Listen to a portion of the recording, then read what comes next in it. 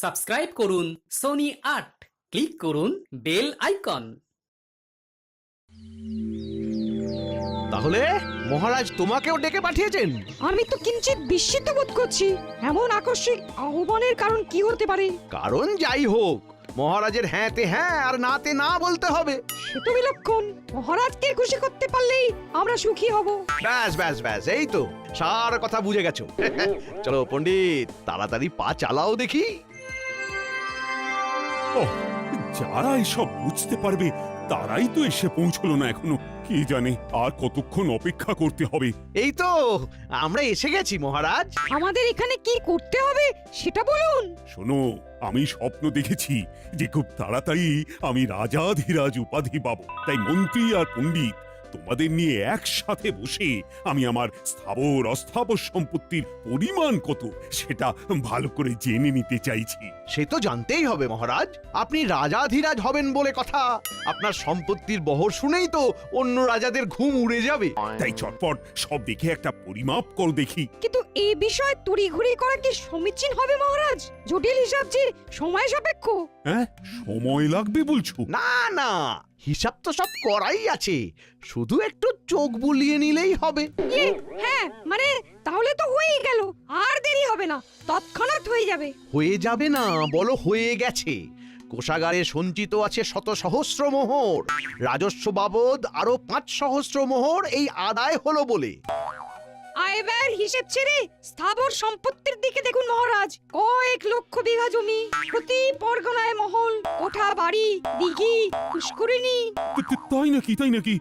সব নথিপত্রে আছে বুঝি? এ তো কিছুই নয়, খুঁটিয়ে দেখলে আরো কত কি পাওয়া যাবে। অলংকার, গচ্ছিত সোনা, হীরা জহরতের হিসাব তো এখনো বলাই হয়নি। ও, তার মানে আমার আমলে শুধু কৃষ্ণনগরেরই উন্নতি হয়নি, তার সঙ্গে আমার ব্যক্তিগত আয়ও বেড়েছে। সাধে কি আর নবাব আপনাকে সমঝে চলে মহারাজ? মুর্শিদাবাদের নবাবের সমতুল্য যদি কেউ থাকে তবে তিনি হলেন মহারাজ কৃষ্ণচন্দ্র।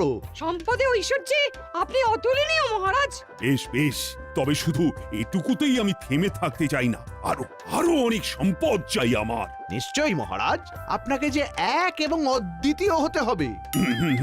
তোমার বাকি হিসেবটাও করে ফেলো তবে, আমি তোমাদের পারিতোষিকের ব্যবস্থা করছি। আমরা তো তারই অপেক্ষা করছি। না মানে এই যে হিসাব করছি। মহারাজের জয় হোক। তবে আজও যেন মনে হচ্ছে মহারাজ একটু বেশি খুশি খুশি আছেন। কোনো সুসংবাদ আছে বুঝি? সংবাদ নয় গোপাল, বলো ঘোষণা। বেশ তো, কি ঘোষণা করবেন করুন মহারাজ। আমরাও না হয় আমাদের কর্ণযুগল সার্থক করি। ওহ, গোপালের তো দেখছি মুখ দিয়ে ভাষার ফুলঝুরি ছুটছে।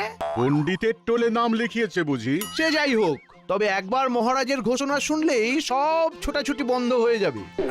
শোনো সবাই, আমি ঘোষণা করছি, শুধু বাহুবলে নয়, অর্থ বলেও আমি এখন নবাবকে টক্কর দিতে পারি। তাই নবাবের চোখ রাঙানিকে আর ভয় করব না। সে কি? এ আবার কেমন কথা? না না মহারাজ, নবাবকে একটু সামজে না চললে যে বিপদ হতে পারে। হ্যাঁ, কিচ্ছু হবে না, মহারাজ এখন নবাবের চোখে চোখ রেখে কথা বলতে পারেন। প্রয়োজন পড়লে পড়শি রাজ্য আক্রমণও করব আমি। মহারাজ যেন আজ একটু বেশি সাহসী হয়ে যাচ্ছেন। এমন মহারাজকে তো আগে কখনো দেখিনি। বলছিলাম কি মহারাজ, এতটা বাড়াবাড়ি না করাই ভালো। যার যতটুকু আছে তাই নিয়েই খুশি থাকা উচিত। মহারাজ যা ভালো বুঝেছেন তাই স্থির করেছেন, তোমাকে আর ওই বেশি জ্ঞান দিতে হবে না। সত্য সব বিষয়ে ফোরদ না কাটলে যেন গোপালের ভাত হজম হয় না। আসলে মহারাজের বারবারন্ত শুনে গোপালের চোখ টাটাচ্ছে। গোপালের মতো সর্বহারা আর সম্পদের কি বুঝবে? আমিও তাই ভাবছি গোপাল, তুমি বরং নিজের চরকায় তেল দাও। আমার ব্যাপারে তোমাকে আর নাক গলাতে হবে না। যেমন বলবেন মহারাজ।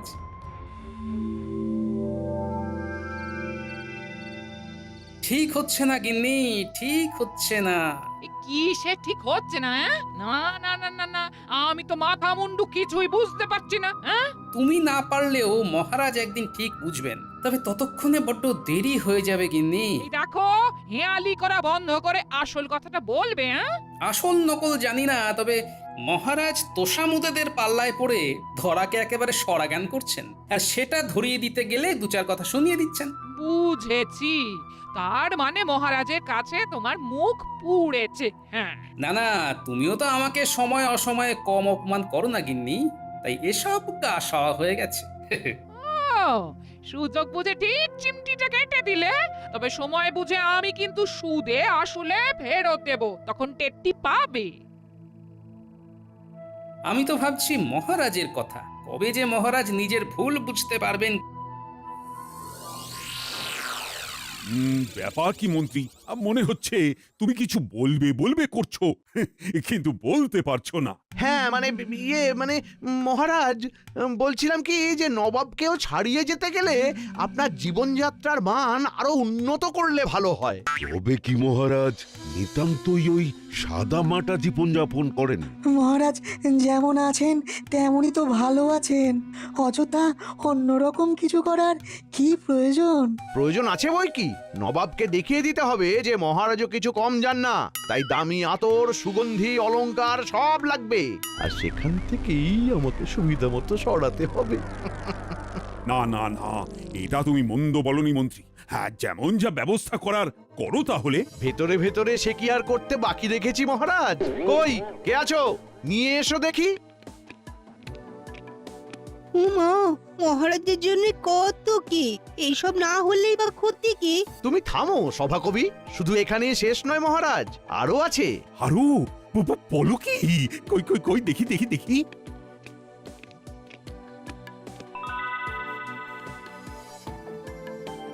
শুধু আপনার জন্য মহারাজ। না না, মন্ত্রী মশাইয়ের কাজে কোনো ত্রুটি নেই, সব ব্যবস্থা কেমন গুছিয়ে করেছেন। হ্যাঁ, সে কি আর এমনি এমনি করেছি, এই তালে যা হাতানোর তাও হাতিয়ে নিয়েছি।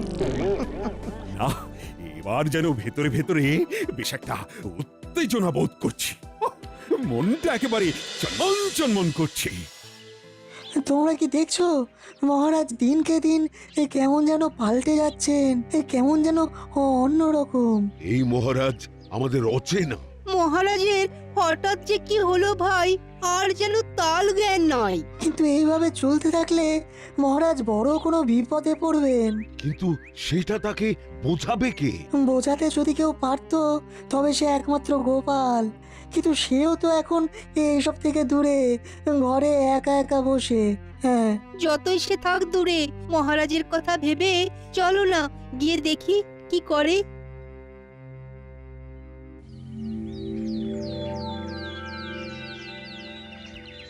ও গোপাল দাদু, তোমার কি হয়েছে বলো তো? সারাদিন কেমন যেন মন খারাপ করে ঘরে বসে থাকো আজকাল। এটা কিন্তু গুলটে ঠিক বলেছে না, আমাদের তুমি গল্প বলো আর না মজা করো। তোদের এরকম মনে হচ্ছে বুঝি? তা তোরা আমার মুখ দেখেই মনের কথা বুঝে গেলি? হ্যাঁ, আমরা সব বুঝতে পারি, সেই জন্যই তো বলছি মন খারাপ করে বসে না থেকে আমাদের পড়াও দেখি। হ্যাঁ হ্যাঁ, গোপাল দাদু পড়ালে আমাদের খুব তাড়াতাড়ি পড়া মুখস্থ হয়ে যায়। হবে না কেন, গোপাল দাদু তো বুদ্ধির রাজা, তাই বুদ্ধি করেই আমাদেরও বুদ্ধি বাড়িয়ে দেয়। বটে, তোরাও দেখছি ভালোই তোল্লাই দিতে শিখে গেছিস।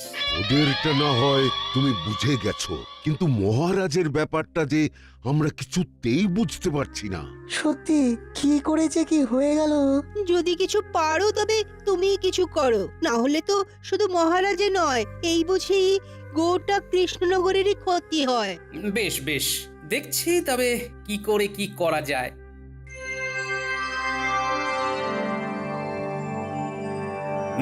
তারপর মন্ত্রী রাজস্ব আদায়ের কাজে হাত দিলে নাকি? না মহারাজ, এই তো দেব দেব করছি। দেব দেব না করে দিয়ে ফেলো, আর ফেলে রেখো না। ঠিকই তো মহারাজ, কাজ ফেলে রাখলে পরে যে মাথায় বাজ পড়বে। ব্যাস, কথা নেই বার্তা নেই, আবার চলে এলো ফোড়ন কাটতে। এই যে গোপাল, নিজের মতো করে আসছো, নিজের মতো করে যাচ্ছো, এটা কিন্তু ভালো হচ্ছে না। সে যাই হোক, এখন কি চাই সেটা বল। চাইতেই তো এসেছে মহারাজ, না হলে কি আর এমনি এমনি আসে? তবে যত যাই দিন মহারাজ, কোনো কিছু দিয়ে এই গোপালের দারিদ্রতা ঘুচবে না। গোপাল থাকে তো ওই খড়ের চালের ঘরে, আর পরে ওই একটা ধুতি আর একটা ফতুয়া। ওর আবার কি চাই মহারাজ? বিলক্ষণ, এর থেকে বেশি দিলে ওর সহ্য হবে না। তবে মহারাজ, আপনি যে এখন দিন দরিদ্রের দান ধ্যান করা বন্ধ করে দিয়েছেন, সে কথা কি গোপালের কানে গেছে? শোনো গোপাল, এই খাম্বাজ রাজা, বর্ধমানের রাজা, উৎকলের রাজারা বিভিন্ন সাহায্য চাইছে। আমি কিন্তু তাতে কর্ণপাত করছি না।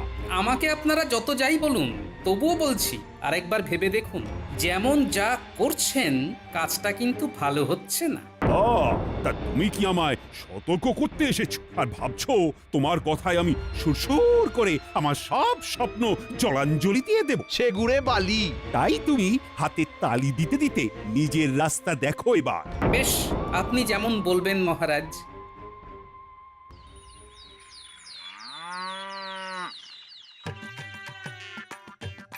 এখানেই তো রেখেছিলাম, কোথায় যে গেল, কোথায় গেল? ঘরে ঢোকা থেকে কি সব ঘাটাঘাটি করতে শুরু করলে বলো তো? আর মোহরের থলিটা তো এখানেই কোথাও ছিল। দেখো তো গিন্নি, এদিক ওদিক কোথাও নজরে পড়ে কিনা। এমন বলছো যেন মোহরের থলি নিয়ে আমি লোপালোপি করি। তুমি কি কোনোদিন আমায় হাত খরচের জন্য কিছু দিয়েছো যে আমার কাছে থাকবে? কিন্তু কিছু না কিছু তো থাকতেই হবে। তবে যেটুকু যা আছে তাই দিয়েই কাজ হবে। আরো মোহর লাগবে, আরো আরো আরো। নির্ঘাত তোমার মাথার গন্ডগোল হচ্ছে।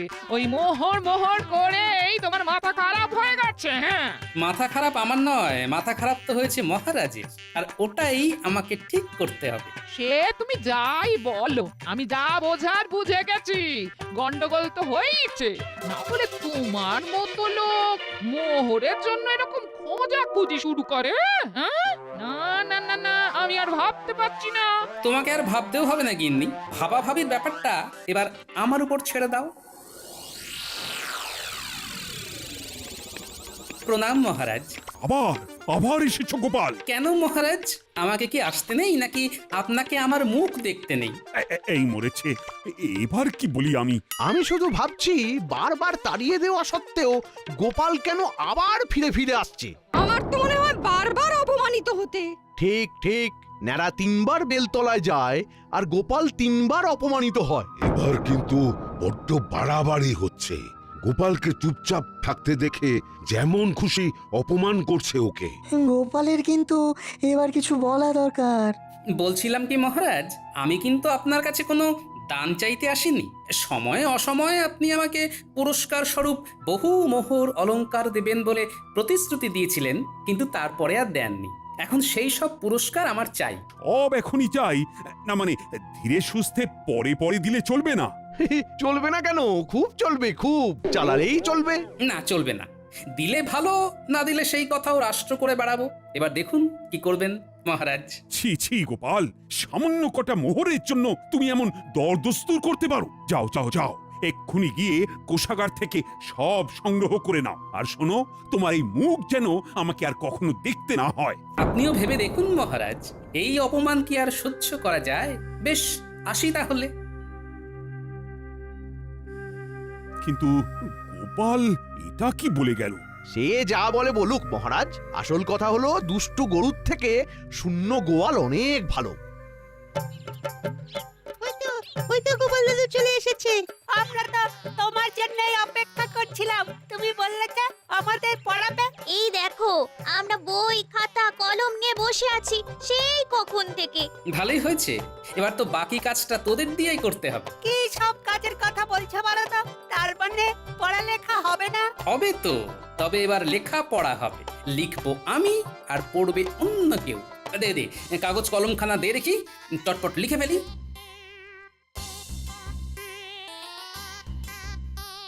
নে, এবার এই চিঠিখানা রাজবৈদ্যর হাতে তুলে দে গিয়ে, যা।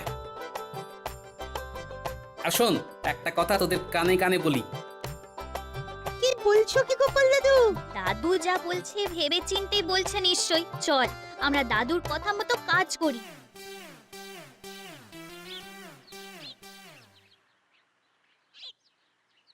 বলি বুড়ো বয়সে কি আবার লেখাপড়া করার স্বাদ জাগলো নাকি?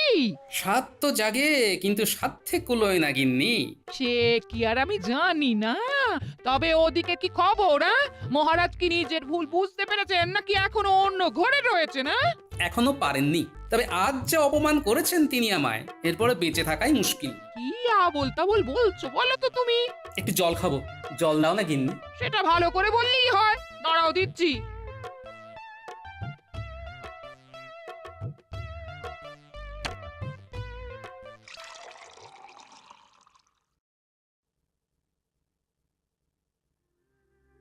ও মা গো, কি হলো গো? ও গো, কে কোথায় আছো গো? মানুষটা তো এক্ষুনি বসেছিল, তারপরে না না না, আমি বরং বৈদ্যকে ডেকে আনি গিয়ে।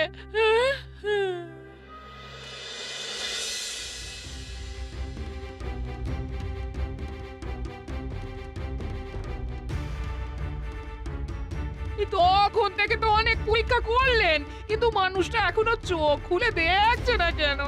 হ্যাঁ, বড্ড দেরি হয়ে গেছে। আর মানে এই মানেটা কি? হ্যাঁ, গোপাল জগতের মায়া ত্যাগ করেছে। আমার সে কি কথা গো? ও গো, আমার কি হবে? ও দাদু, দাদু, আমাকে ওঠো না গো। ও দাদু, একবার চোখ খুলে দেখো না। ও দাদু, দাদু, দাদু গো। এই যে তোমরা যাও, একটা কাজ করো, মহারাজকে গিয়ে এই খবরটা দিয়ে এসো এক্ষুনি। বাকি ব্যবস্থা আমি করছি না হয় ততক্ষণ। আজ সকাল থেকে মনটা যেন কেমন আনচান আনচান করছে। কেন মহারাজ, আপনি কি কোনো ব্যাপারে চিন্তিত? চিন্তা না, মানে হ্যাঁ হ্যাঁ, মানে চিন্তা তো একটা। আর চিন্তা করে কি হবে মহারাজ? যা হওয়ার তা তো হয়ে গেছে। গোপাল দাদু আর নেই মহারাজ। দাদু আমাদের ছেড়ে চলে গেছে। একবার শেষ দেখা দেখে আসবেন। হ্যাঁ, কি শুনলাম আমি? গোপাল আর নেই? এমনটা তো একটুও ভাবতে পারিনি। আজ এ কি দুর্যোগ নেমে এলো এখানে? গোপাল আর নেই, এমনও শুনতে হবে। আমার তো মনে হচ্ছে মহারাজের কাছে অপমানের জ্বালা সহ্য করতে না পেরেই গোপাল হৃদরোগে আক্রান্ত হয়েছে। না না না, ব্যাপারটা ভালো হলো না। চলো চলো, সবাই মিলে গোপালের বাড়ি যাই। হ্যাঁ হ্যাঁ হ্যাঁ, তাই চলুন মহারাজ। গোপাল আমাদের এতদিনের সাথী, গোপালের শেষ যাত্রায় আমরাই কাঁধ দেব না হয়।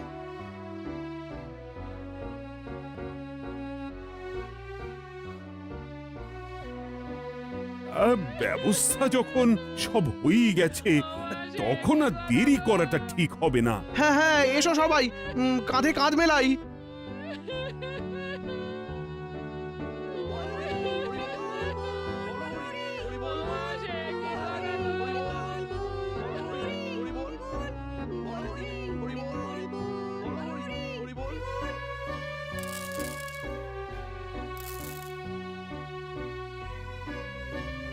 ও, এই দৃশ্য কিনা শেষে আমাকে দেখতে হলো, কিন্তু তবু আমার খুব জানতে ইচ্ছে করছে, বাচ্চারা থলি ভর্তি মোহর অলংকার সব ছড়াতে ছড়াতে যাচ্ছে কেন? আর গোপালের হাত দুটোই বা খাট থেকে বেরিয়ে দুদিকে ঝুলছে কেন?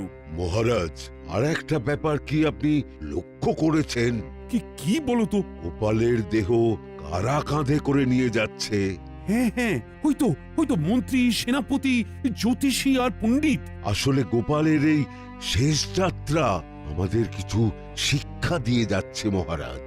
এই যে দেখুন, যারা গোপালকে সহ্য করতে পারত না, এখন তাদেরই কাঁধে গোপাল যাচ্ছে। তার মানে শেষ পর্যন্ত কেউই কারোর শত্রু থাকে না, সবাই মান অভিমান ভুলে কাঁধে কাঁধ মিলিয়ে পার করে দেয়। তাই তো, এই দৃশ্য তো সেই কথাই বলছে। আর ওই যে মোহর আর অলংকার ছড়িয়ে যাচ্ছে, সেটাও বুঝিয়ে দেয় যে এই অর্থ সমৃদ্ধি সবই ফেলে একসময় চলে যেতে হবে।